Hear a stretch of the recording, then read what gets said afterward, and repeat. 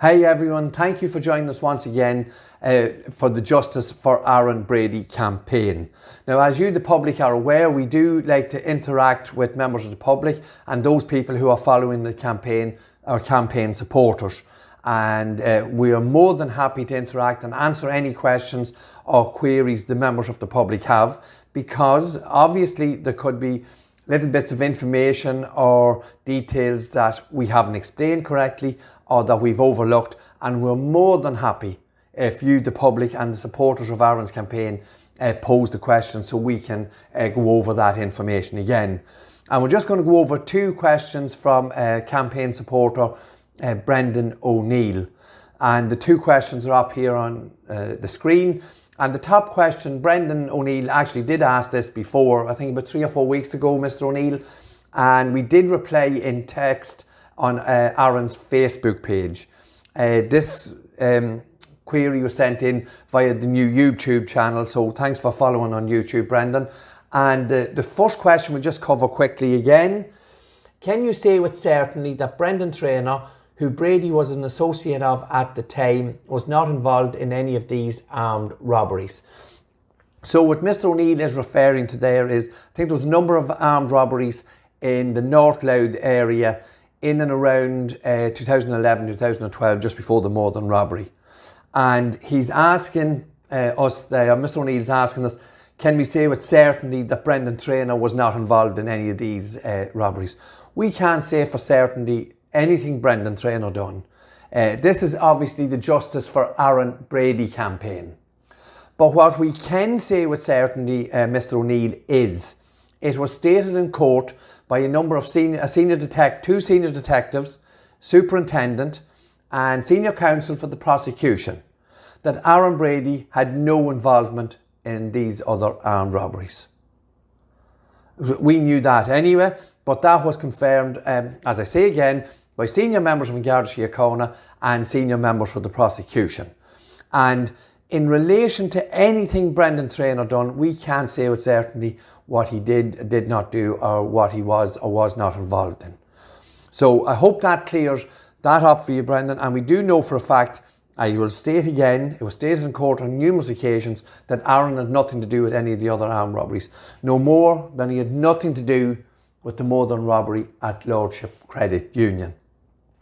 Now, your second question, a very pertinent question, and it's a question we like to go back to on numerous occasions to cover a whole lot of aspects in relation to the investigation and how it was conducted.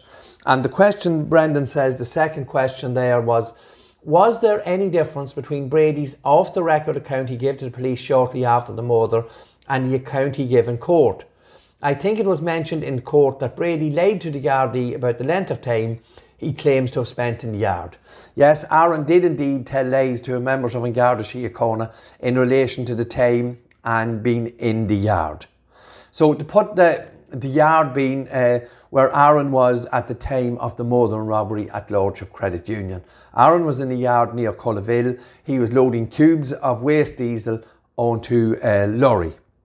And to put a little bit more perspective into this, when Aaron left his girlfriend's house in Cullaville around 2 a.m. It'll be the Saturday morning, this will be about 5 hours after the Northern robbery, Aaron and his friend drove directly into the outer cordon of the area immediately adjacent to the credit union where the Northern robbery took place. They drove on then and spoke with members of Garda NEVER at the inner cordon, because Aaron and his friend was going back to his friend's house, which is obviously within 2 kilometres of the Lordship Credit Union where the Northern robbery took place.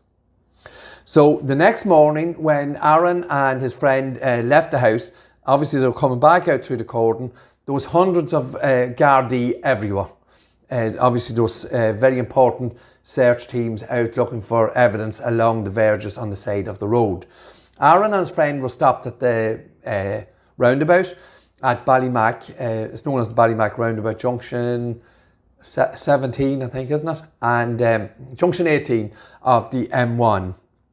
And Aaron told lies to Sergeant John Moronry about where he was. Sergeant Moronry asked Aaron where he was the night before, and Aaron told them that he was at his girlfriend's. So that was the first lie, that Aaron told, that he was at his girlfriend's from 7:30 until 2 a.m.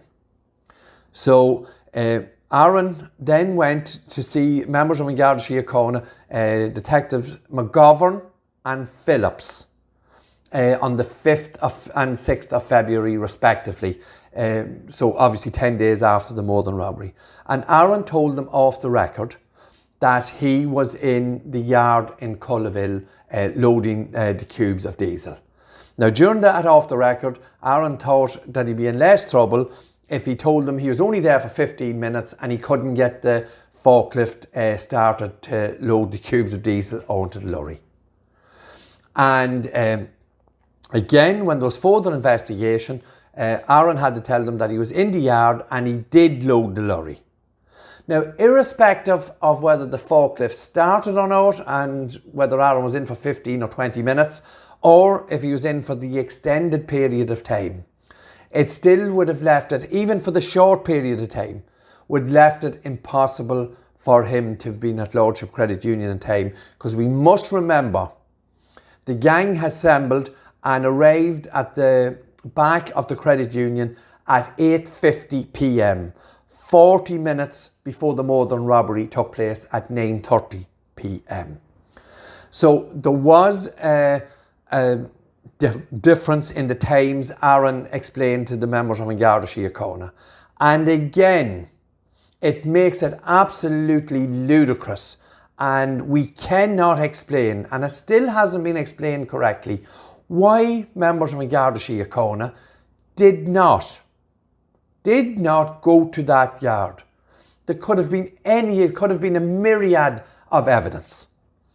And we say very clearly, the only reason they didn't go, it must be because they had a predetermined outcome already mapped for whatever reason. Whether it was McGovern and Phillips or Senior Investigating Officer Mr. Pat Murray.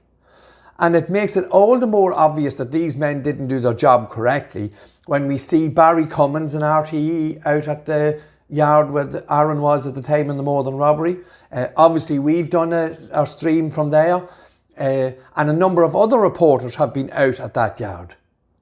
And yet, without any explanation, an Garda Síochána did not go and check it themselves in association with the PSNI. And even at the very lowest level of this horrific crime and all the consequences of it, why did an Garda Síochána not inform the PSNI that there was legal activities taking place in this yard? That in itself is inexplicable. So as Brendan says and highlights here, when Aaron's lies were there for the Gardaí to see, it makes it even more curious. Curiouser and curiouser, as Mr. Graham said on numerous occasions during the course of Aaron's trial. Curiouser and curiouser. Why an Garda Síochána did not go to that yard. And it shows the quality and the intent that was laid out at the very beginning of this investigation. So I hope that explains that to you a little bit, Brendan.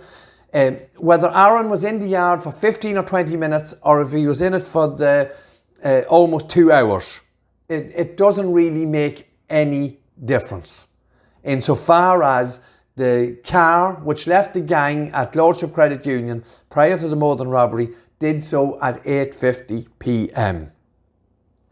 And if we break down all the times, it would have been virtually impossible for Aaron to have been at Lordship Credit Union at the time designated by an Garda Síochána and the DPP. And obviously that was documented with CCTV footage. And once again, I will remind the public, there's been absolutely no evidence, or not a shred of evidence, in relation to how the gang congregated or how they dispersed. No other CCTV footage of other gang members all coming together at one point to go to the Morton robbery. That too would have taken time. which again leaves it impossible for Aaron to have been at the Lordship Credit Union at the time that that car drove down the back of the credit union and dropped off the raiders. So I hope, Brendan, if there's anything else that you're just not sure of there, please let us know and we'll go into it in more detail. And again, if we look at the human aspect of this, Brendan Graham and the mainstream media stated on numerous occasions how precise and how this was a highly organised criminal gang. Now, does the nonsense that Aaron ended up doing, does that look like a highly organised gang? He got the times wrong, they drove straight into the inner cordon of the Garda corner within 2 kilometres of more than robbery. Is that the actions of someone who is after taking the life of an on-duty Garda? I don't think so. To come out, to have 12 hours in the house, come back out and not have a story concocted, let's say. So obviously when Aaron was stopped by Sergeant John Moronry at that roundabout, he had no story ready. He just said, oh, I was in my girlfriend's. And John Moronry then all of a sudden remembered later that evening that Aaron had told him that he didn't know about the murder robbery. Sergeant John Moronry, as far as we are concerned, although it was discussed in court, that is a load of nonsense. It is a lie. Because there was at least 200 Gardaí along the side of the road. And it was written in different pen and it was written later.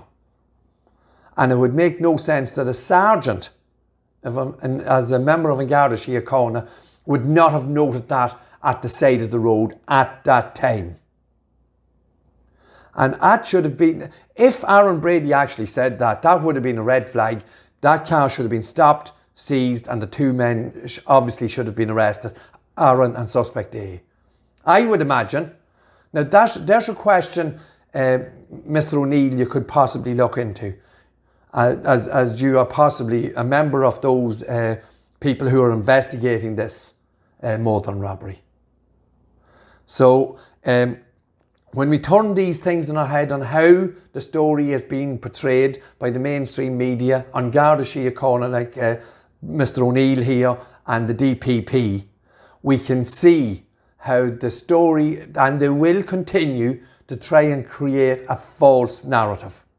And again, we will call it out and we will discuss it, and hopefully we can show you, the Irish public, that this is a serious, and if not the most serious ever in the history of Irish state, miscarriage of justice.